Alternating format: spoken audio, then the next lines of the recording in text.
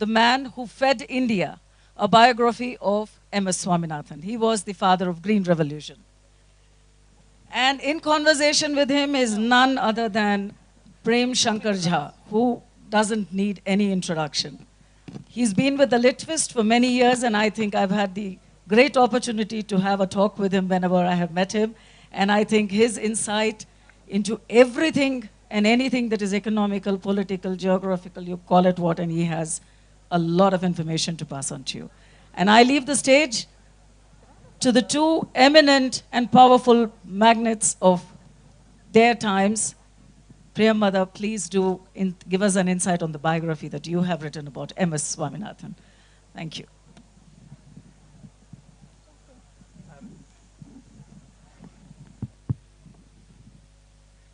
Is on? Yeah, it is. Good morning, everybody. Thank you for being here. It's my privilege to be allowed to interview and present Priyambada to you. Priyambada, I want to say something that I have felt very deeply and I've written about, which is that your biography of Dr. Swaminathan, quite apart from being that of an extraordinary man, is also an extraordinary biography. Thank you. Because, you know, most biographers, and I've read many biographies, partly for work, partly for interest, they take great pains to keep themselves at a distance from their subject, to be seen as being objective. And the result of that very often is that sometimes they go too far, and the biography becomes an hagiography, and it becomes really rather uninteresting.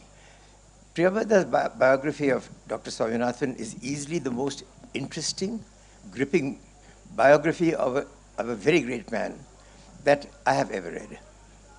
And the reason is that it is, I think probably I have not read every biography in the world, of course, but among those I've read, this is the one biography which is written from the other side, opposite angle, which is a biography that starts with affection, respect, and love.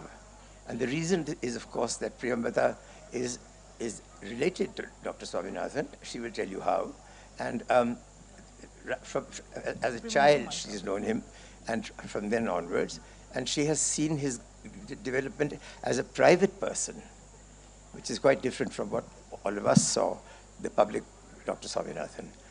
I'm going to therefore ask Priyambada, first of all, to talk to us about Dr. Swaminathan and the man, the person that she knew. Priyambada, please. Morning, Kasoli. Thank you for having me. This is an incredible honor, and I'll tell you why. Because Kasoli is very close to my heart. My mother-in-law is actually a scenarian, which is actually, if you shoot off, it's very, very close by here. So thank you for having me here, and to Nilofer and Rahul, always put together such a stellar kind of fest every year, and its 14th edition this year in 2025. And of course, Prem Shankar Jha needs no introduction.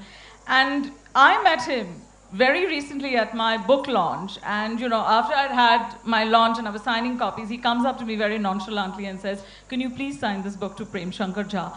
I was down writing like this, and I nearly fell off my chair because, you know, I've grown up reading his articles, reading about him, and I said, "You're Prem Shankar Jha?"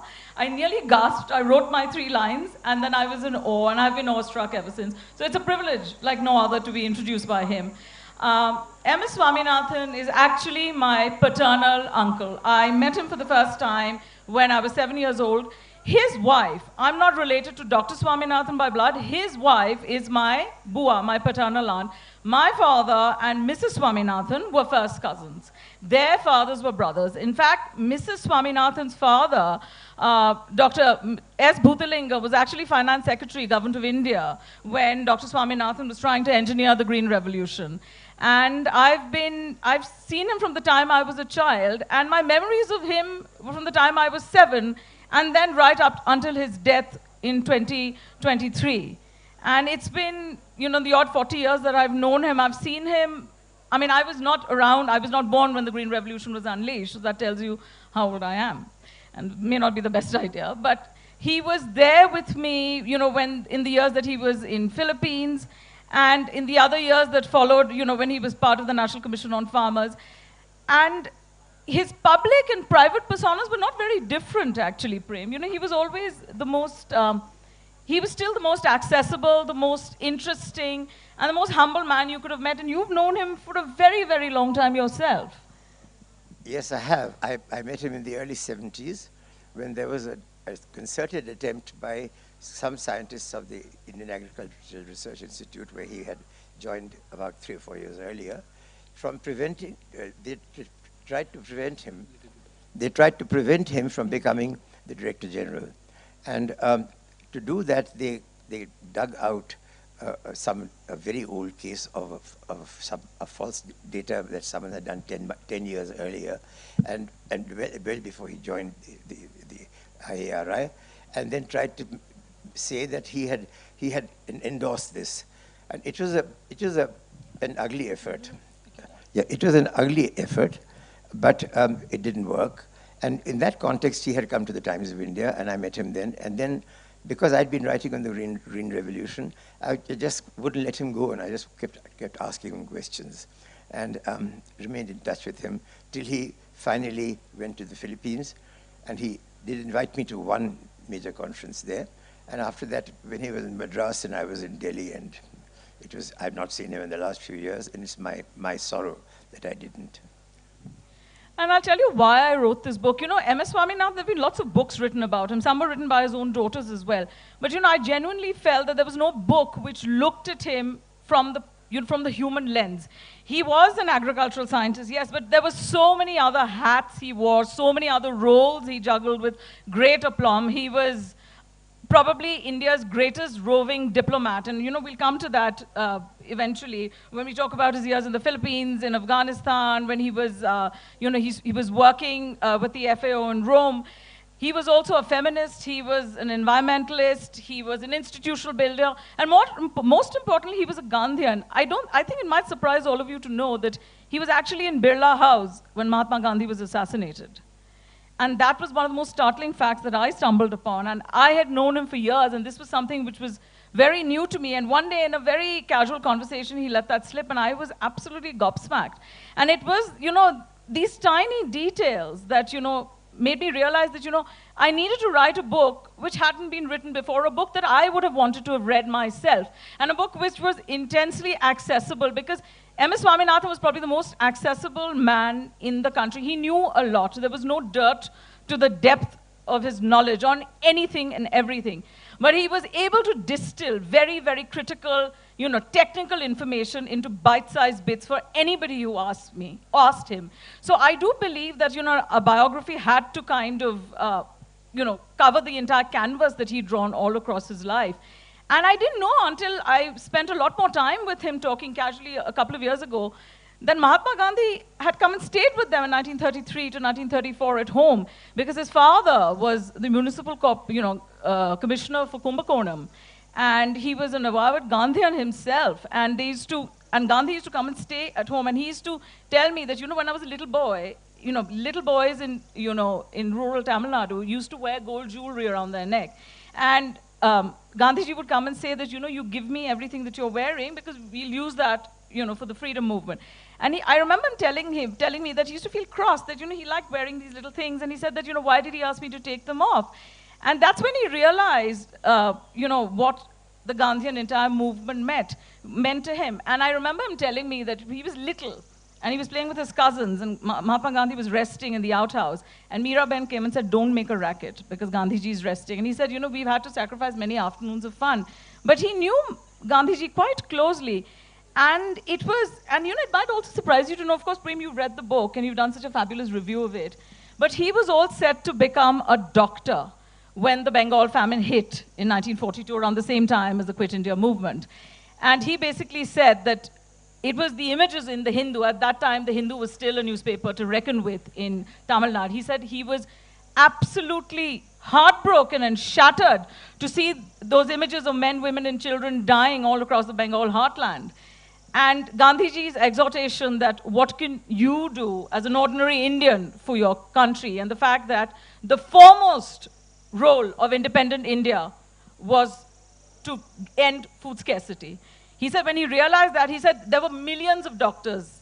The country didn't need another doctor, but the country certainly needed food security. And he said he wanted to become an agricultural scientist, not a farmer, not a planter. He said he wanted to revolutionize agriculture, because for an agricultural country like ours, and for a man-made famine like the Bengal famine, for people to die, you know, like pins and needles everywhere, men, women, and children in those amounting numbers. 3.3 to 4 million is the estimated number. That's the official figure.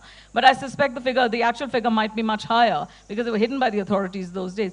That was his clarion call. That was what changed for him when he decided to give up medicine. He was halfway through his medical career when he took up agricultural sciences at Coimbatore. He went back to university again.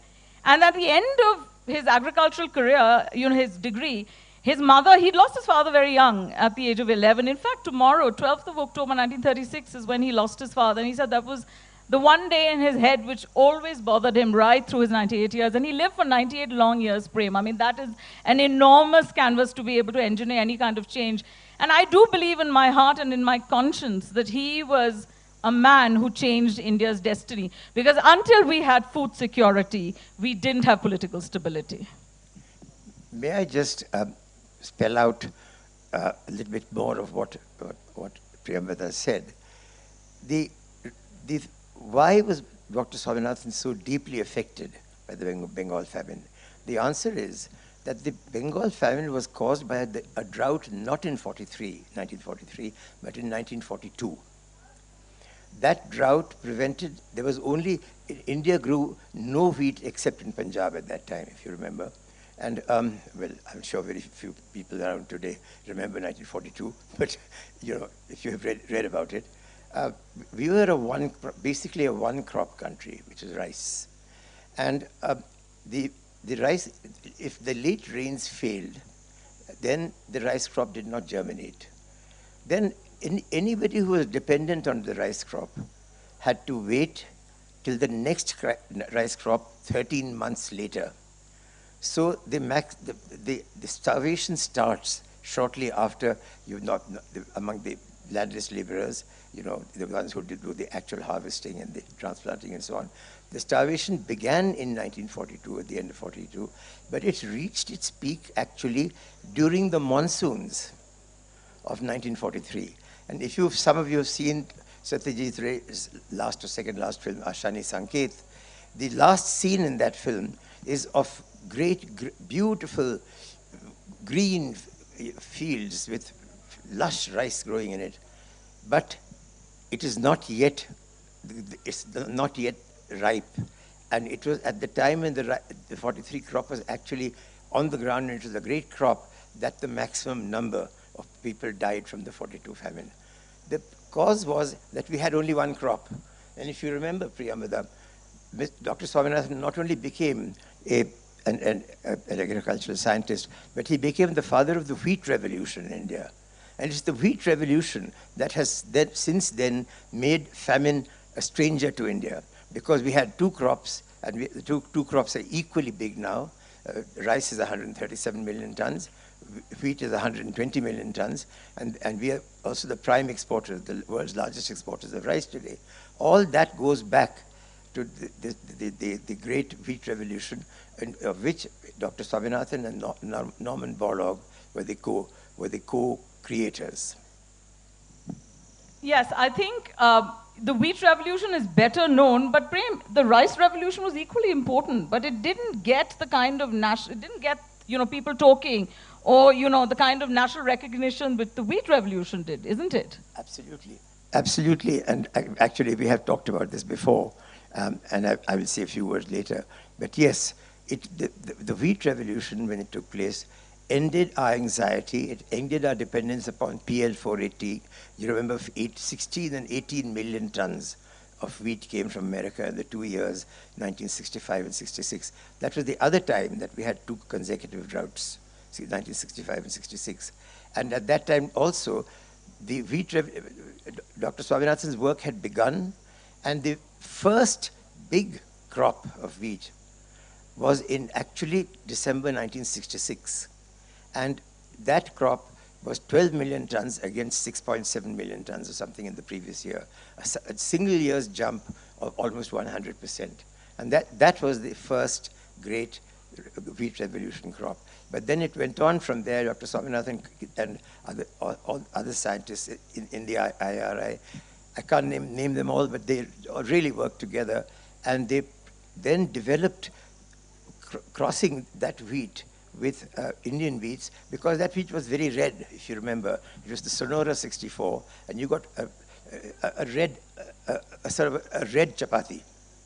And Indians and are not they didn't used like to that, and they didn't like. The farmers came to him and said that ye chapati to lal hai, hum nahi kha sakte. So he takes that hybrid. I think we should give people a little background about the background of the how that happened.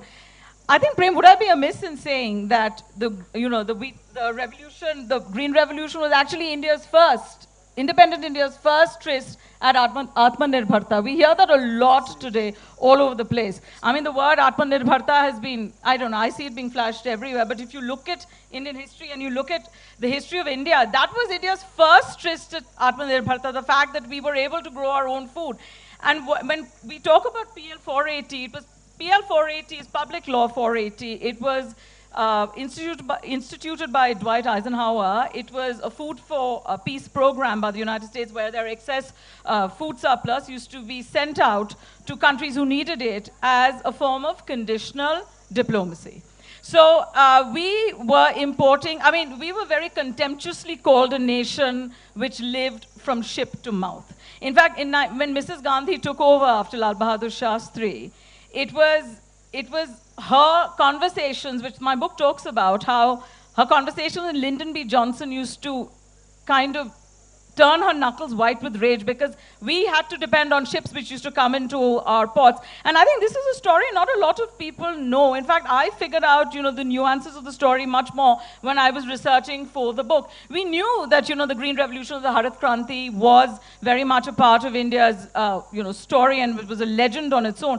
But I didn't realize that to set the Green Revolution off was an enormous struggle for both Mrs. Gandhi and Dr. Swaminathan, and it was essentially Mrs. Gandhi's political support which made sure that we were able to deploy the Green Revolution, and didn't remain on paper just as a grand idea. It was actually something which was deployed in fields. We had to get, Prem, the 18,000 seed shipment which we got from Mexico, which was the largest seed shipment in the world, wouldn't have been possible because we were financially hamstrung. We didn't have 5 crores at that stage in our exchequer to kind of spend on something like seeds. And Dr. Swaminathan had these seed trials at IARI, which is the Indian Agricultural Research Institute farms.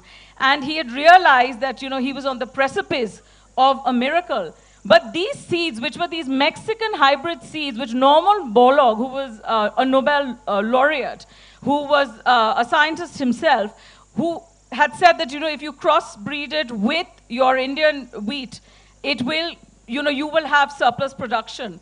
He used to carry these magic seeds in his pockets and go from village to village for 6-8 weeks in the searing heat in May in 1964-65, appealing to farmers everywhere, ki ye aap le lo, because I'm walking with a miracle in my pocket. And very, very few farmers took it up. In fact, one day, after 7 weeks of going from village to village in Jaunty, a farmer finally turned around and said, le hi lete hain ji.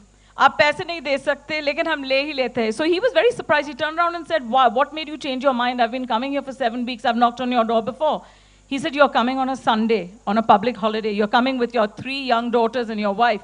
You're obviously not getting paid to do this, because if you were a government official, you won't be coming here any other day other than Monday to Friday. You obviously know what you're talking about. And I'll take that leap of faith. And it was that one leap of faith which gave India what we needed. Because sometimes a leap of faith is a hard thing to come by. It's a hard sell at the best of times. But he did it. And he believed in his seeds and he believed in the farmers. But it was that one intrepid farmer who said, ki le lete hain ji. And Dr. Swaminathan, Prem, as you know, was very well known for bringing in interventions, first with the poorest farmers. He didn't go to the resource-rich farmers. He said, I refuse to go to farmers who already have land and who are, are rich. He wanted to trial it with the poorest of farmers so that people would never accuse him of using incentives only for the rich. He said, I used it on the poorest farmers, and then people, the richer farmers, got wind of it. And you know, these stories spreads ki, you know, ek kalhad zameen mein itna kuch aa gaya. And then the richer farmers came and said, what are you dealing with? How have you suddenly got so much surplus wheat? In fact, the wheat revolution in 67, when it happened, was so massive that you had cinema halls, schools, which were emptied out in summer to store the, you know, the residual grain, because it was unprecedented. And the greatest fact which I found, which really surprised me the most, because I'm a historian by training, was that the yield revolution we found in wheat was the highest it had ever been in India since 4,000 years since Mohenjo-daro and Harappa. Those 2 years changed history. Those 2 years. We had 4,000 years of history was put in the bin because of this one man and his mission to save India from a food crisis. I think his story is the story of India. His story is the story of an act of faith in the people on whose backs we march, and those are the farmers of India. Priyambada, earlier, just before we came, you said, say something about the rice revolution. See, Dr. Swaminathan is known worldwide for the wheat revolution, but he is also the father of India's rice revolution. And that is a much more complex story, but it didn't get the kind of play that wheat revolution did, because by that time, the fact that we were producing vast quantities of feed, by the way, it went 6, 12, 24 in 3 years, you know, the wheat production, and we never had to worry about famine again. But the rice revolution is quite dramatic, because rice is a very delicate crop. It's basically a photosensitive crop. Its product, both yield and the time of the yield depends upon the amount of sunlight it gets. Now, since rice, unlike wheat, is grown all over India, from Kerala up to Kashmir, the light conditions and the temperature conditions, of course, change dramatically, and they actually change almost from district to district. So when Dr. Swaminathan had come to the Times of India and we were talking, he talked to me about the rice revolution that was about to take place. And in that, the IARI had to create 140 packets of seed, fertilizer, and seeds and fertilizers, basically, for different areas of the country. And they did it in 4 years. And the rice revolution started in 1975-76. And today, as I said earlier, we are the world's largest rice exporters. You know, this was a far more difficult task than the wheat revolution. It was entirely Dr. Swaminathan's doing, because the IARI was under him in time. The crisis with the attempt to get him out was long behind us, and this has not been talked about as much. Therefore, both the review that I wrote of her book, and now I wanted to tell you about how the rice revolution started. I'll tell you something else which I think might interest a lot of you. And this is not part of folklore, but I know if I said this to you, you'd all be interested in knowing. You know, if he didn't have if he didn't have food security, we wouldn't have had Bangladesh. You know, the creation of Bangladesh would have been impossible. And years later, APJ Abdul Kalam said that had we not had food security, Smiling Buddha, Pokhran 1 wouldn't have happened. And in fact, it was MS Swaminathan's dreams. I mean, I read something beautiful the other day, which said that because he dreamt, we ate. It was his dreams for a hunger-free India, which is today the reason why we have food on our plates today. And you know, his dreams for a hunger-free India just didn't end just at India's doors. And I think that's what Prem and I wanted to discuss. He took the dream of a hunger-free India and turned it into a hunger-free world. So much so that in 1999, in Time magazine's millennial issue, of the 20 most significant Asians of the century, there were only 3 Asians on that list. He was one of them. And there were only 3 Indians on that list. It was Dr. M.S. Swaminathan, and you wouldn't believe who the other 2 were. I don't know if I've asked you, can I have some guesses from the audience who might have made it on that list? Any names? No. Gandhi. It was Mahatma Gandhi and Rabindranath Tagore. And when I asked him, I said, how did you feel when you were featured, you know, in Time magazine in the millennial issue? He turned around and said, I nearly fell off my chair because I grew up as a Gandhian and I used to read Tagore all my life. And, you know, if you went to his humble office at his foundation, which is the MS Swaminathan Research Foundation, which is in Chennai, he's got a very simple room. As a man who kept his door open at all times, he only had two tiny photographs behind him, a very frayed black and white photograph of Mahatma Gandhi and an equally frayed photograph of Tagore. He says, I grew up with these people. I mean, I'm half Bengali, half Tamilian. For us, Tagore is the conscience keeper of Bengal and our poet laureate of the country. But for MS Swaminathan, I mean, Tagore's words were the inspiration. He said, you know, I used to read when I was accessing his notes, because one of the ways I researched the book was looking at his personal notes. In one of his notes on the columns, he's written Akla Chalo Re, which was also Mrs. Gandhi's favorite hymn, where Tagore talks about a lonely road traveled, where you have to take hard decisions, and any hard decision, any road you travel is often a very lonely one. He says he felt very alone in the days when he was trying to engineer the Green Revolution, and those words used to be succor to his heart. So, Prem, I mean, if we turn the conversation right now to the fact that he was not just a hunger warrior for India, he was also a hunger warrior for the world. He was India's... you want to take this? I'll be happy to. Take it. No, you take it. introduce it and I'll carry on. I'll get Prem to get us started on Dr. Swaminathan's tryst in Philippines, and then we can take it from there. And I'll tell you how he not only engineered, you know, hope for people, you know, food hopes in the Philippines, Cambodia, but I'll also tell you how he went to North Korea. He was probably one of the only rare Indian scientists who made it to North Korea and actually came back in one piece. I mean, I was most surprised by that. Well, thank you, Priyambada. Just before I hand over on this one, I do want to say one more thing. Dr. Swaminathan was not merely interested in the grain part, food crops. He was also interested in what you could do with the residue.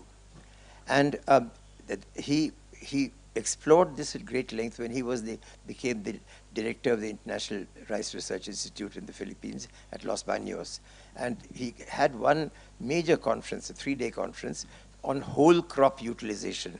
This was his dream. That is not just rice. It's just not the grain part of the cereal, but the whole of the cereal that you can do things with.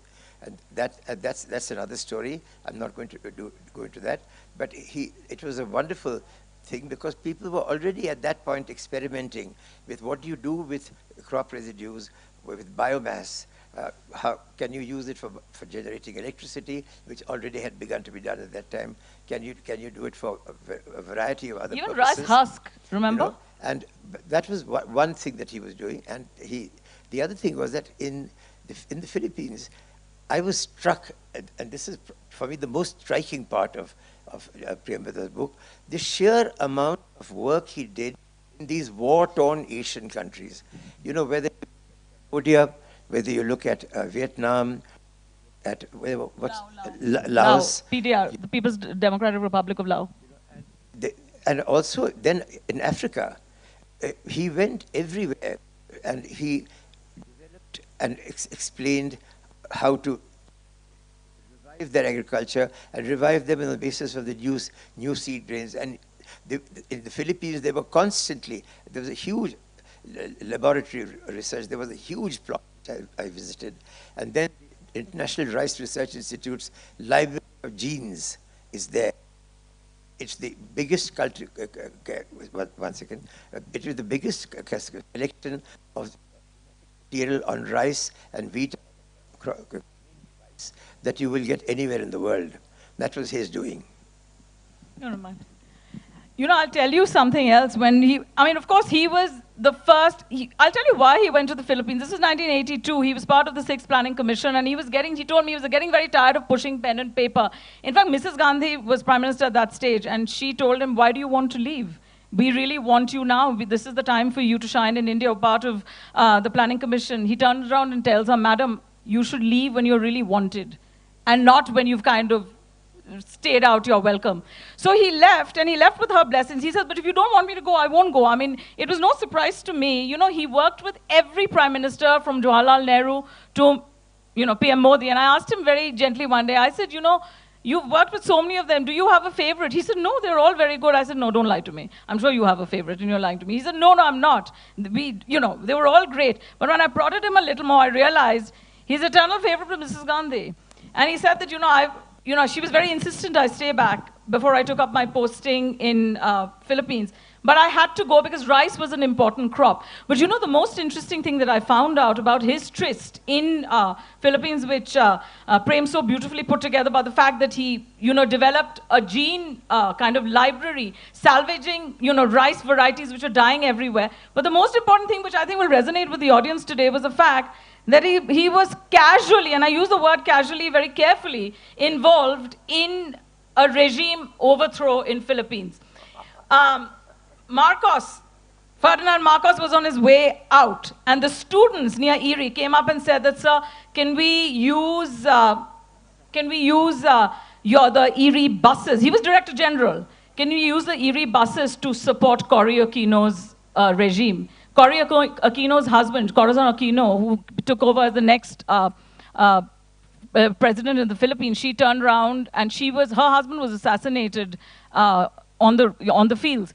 And he said that, I didn't know what to do. It was a split-second decision. It came at 12 midnight, and these students were standing begging and saying that, sir, we're on the precipice of a revolution. Will you give us the buses? He said, I was very scared because if the revolution had failed, Marcos would have jailed, where rice is a staple crop. And we don't have that. Can I have your support in this?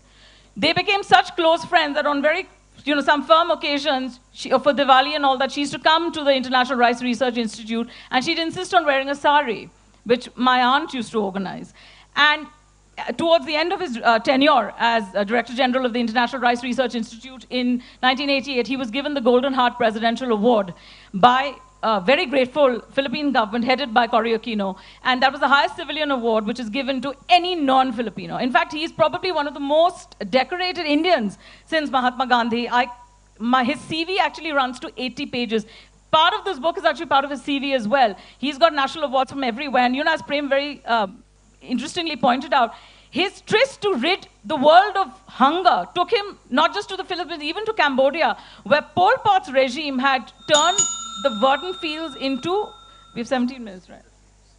Into slaughter fields. I mean, go on, Prem. Well, actually, she said it by far better than I could have. But the greatest prize that Dr. Swaminathan got was, I think, as great or greater than the Nobel. Tell them about the world, the food prize, yes. Yeah, exactly. So he went off to Cambodia. I'll quickly come to this. I'll come to what Prem was talking about, the Nobel in agriculture.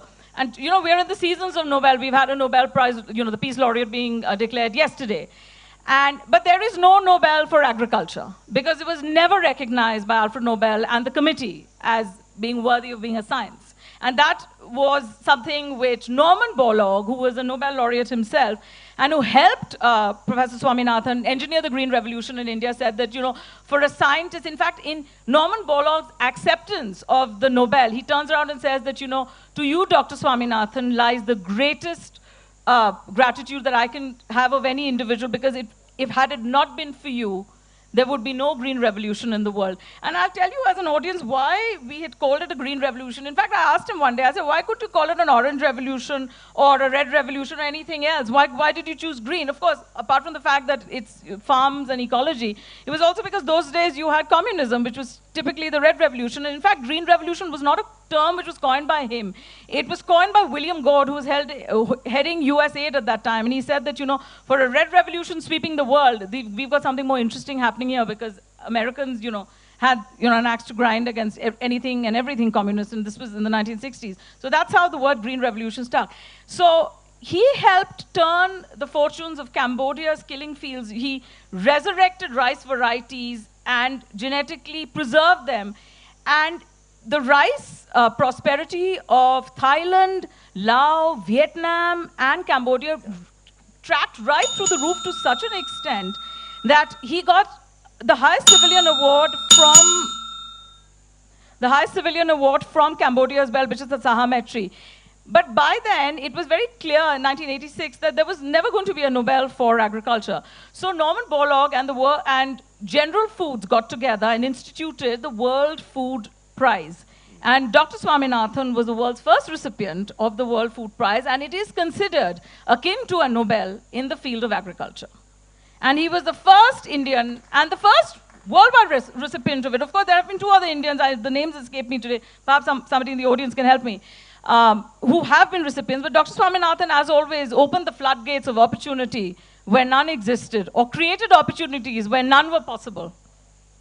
So that was his tryst outside India. He also, as I was telling you, went to North Korea as well. He was very interested in North Korea simply because it was probably one of the rare countries in the world where there is an acute feminization of agriculture, because the men are busy fighting because of conscription. They're in the army.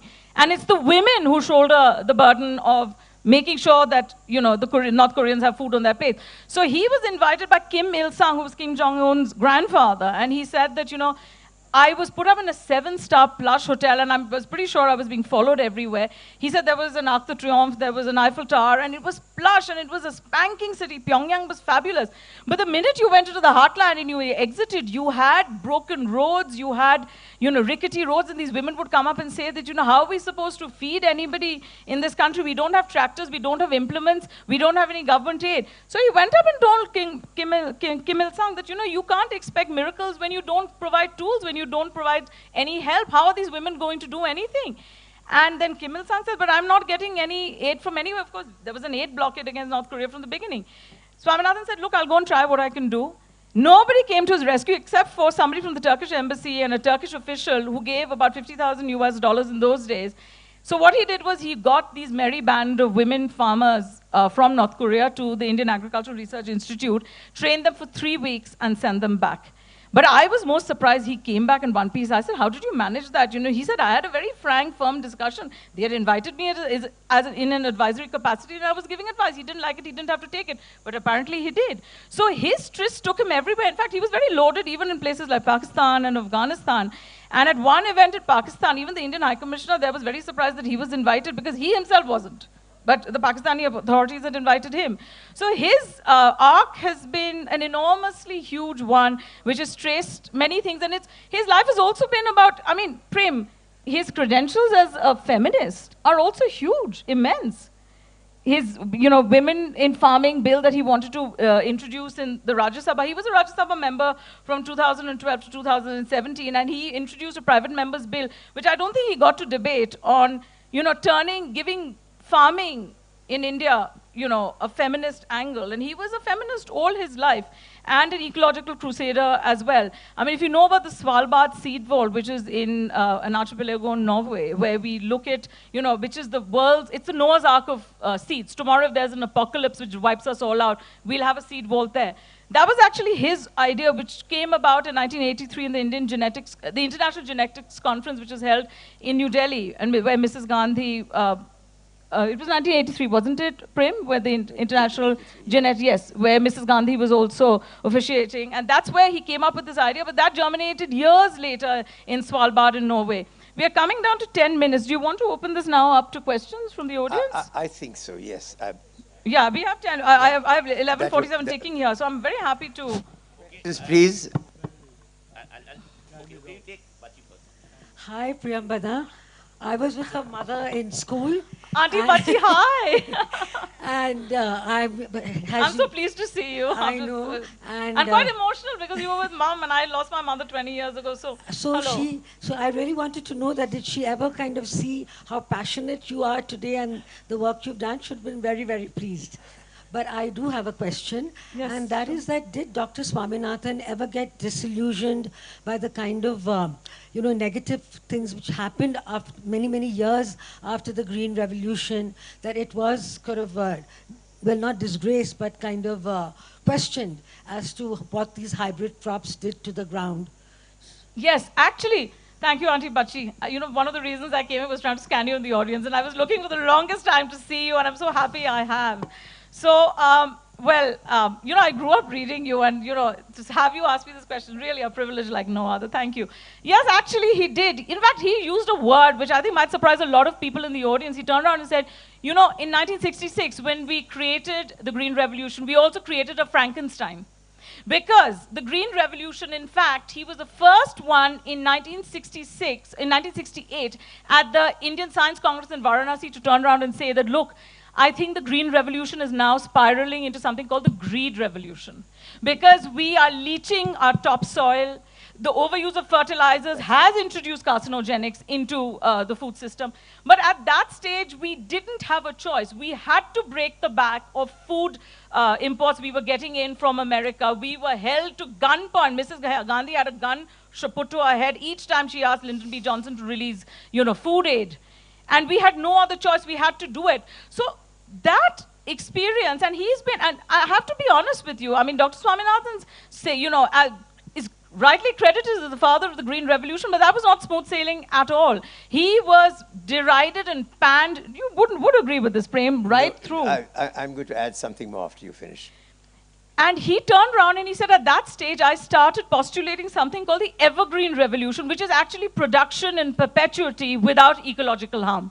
And that then became the foundation of his foundational work, which he started at the M.S. Swaminathan Research Foundation, saying that we need to have, a revolution which does not create a climate apocalypse or a climate issue. Because the Green Revolution certainly was, and he was aware. It was a short-term thing, but he knew he had to do it because we had no other choice. It was a question of political stability. It was a question of political survival of India. We really had no choice. It had to be done, but it was heavily contested and did gnaw at his conscience very, very strongly. I think I wanted to add something about the question that was it you, Bachi, or someone near you asked. The thing is about the harm that is being done to the soil and to the ecosystem today by the over farming, which became possible because of the fantastic technological diversity that Green Revolution created in India's agricultural potential. The fact is that there are other economic reasons for this. One is that the average ownership per farmer of land in 1961 was 4 hectares. In 2000 it was 2 hectares. In 2020 it had come down to 1 hectare. But jobs outside farming were just not coming up in sufficient numbers, and in fact now with the digital age that's even slowed down further. So you have entire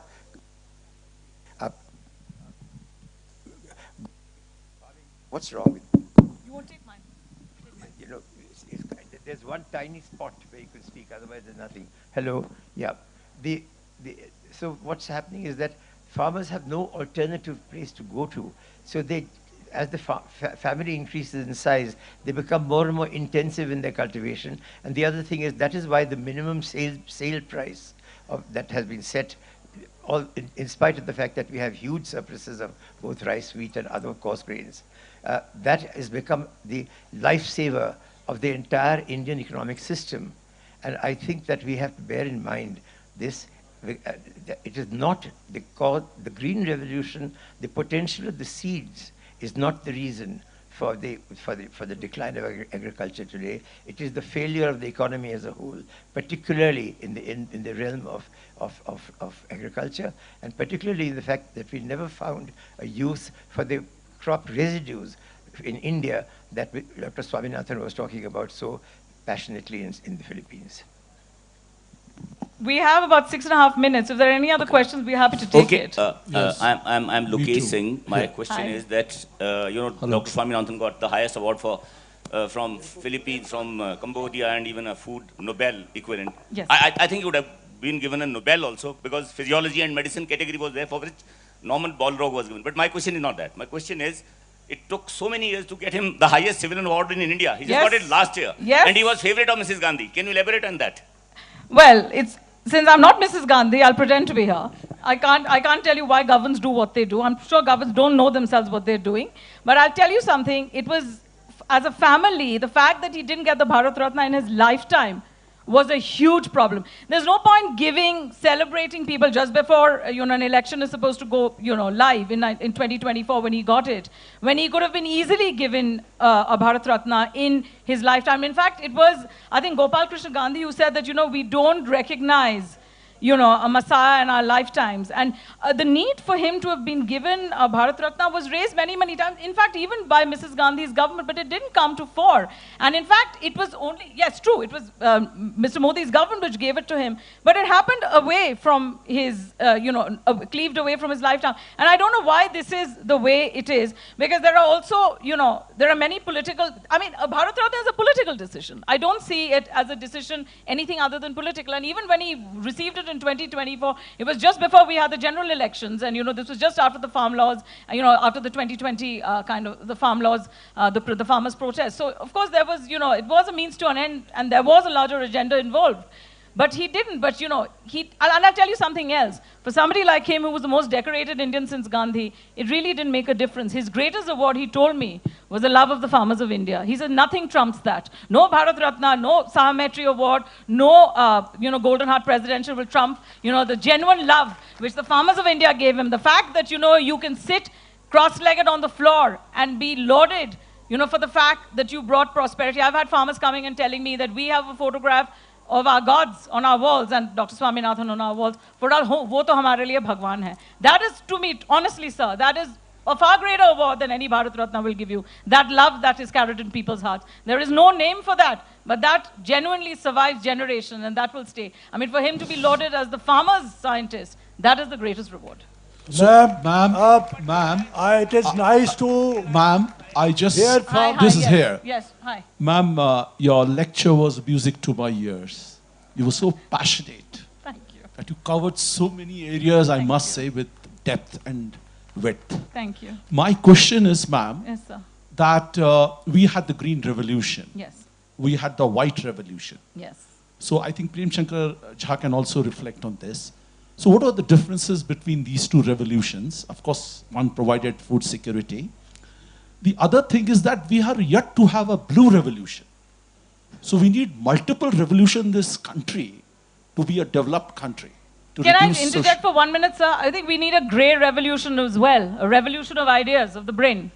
Well, we need not just a blue, we need a grey as well. the grey, because of grey we had green, we had white. Yes, we did. But we need to continue with that grey. Yes, and we need to address our education, that's a different matter. So can you reflect on this? Thank you. I'll ask Prem to take this, and then if there's time, I'll take over. The revolution that's coming, and I would like it to happen in India, but we are so slow. Yes, the next revolution is going to be the crop residue, the biomass revolution. There's a book that I have written along with a very distinguished colleague at Harvard, which is available here. I will not be speaking on it, but it's there. Do have a look at it. And it tells you the next revolution is actually in crop residues. The world has 15 billion tons of crop residues a year, which is crop and forestry residues, and all of it can be converted into transport fuels, it can be converted into electricity, and now it can be converted into chips, the carbon nanotubes, which is the latest form of raw material for the most advanced chips in the digital industry. All that will come out of agriculture. The next agricultural revolution is going to be one that spreads through the whole world. Thank you. The other thing that I wanted to say is, and we have 1 minute, 43 seconds, I'll take another question. But I do believe the story of M.S. Swaminathan and the book, what the book wants to do is to make sure that we have another M.S. Swaminathan, that the world doesn't stop at one, and that there may be, that, there are so many children I see here, young students, perhaps within you, amongst you, there is another M.S. Swaminathan lurking. And, the book is supposed to nudge you into these directions to say that, we should be, I think this is a very wonky mic. Give me yours.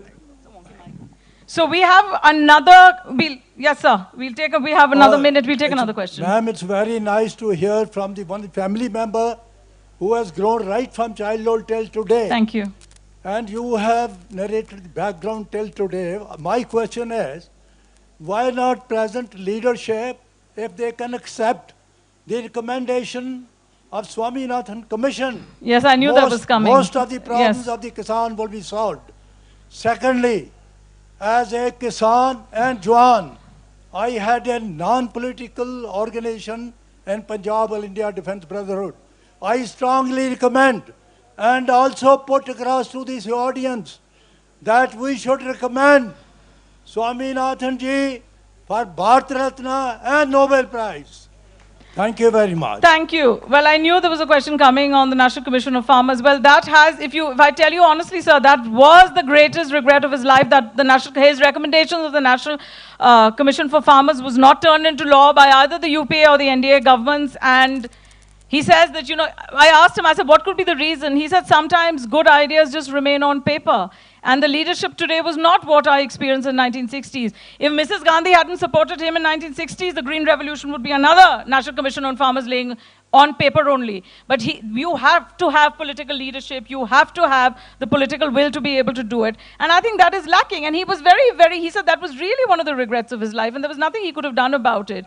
And as far as the Bharat Ratna, yes, of course, it did come well after he died. And, he did get it. He was recognized, but not in his lifetime. And I'll tell you, as a family, we feel bad about that. But as I again said, his greatest reward was the love of farmers. And as far as the Nobel is concerned, well, there is no way for me sitting here or for anybody else to mandate a Nobel in agriculture. I mean, that was the closest they got to was the World Food Prize, where he was the first recipient.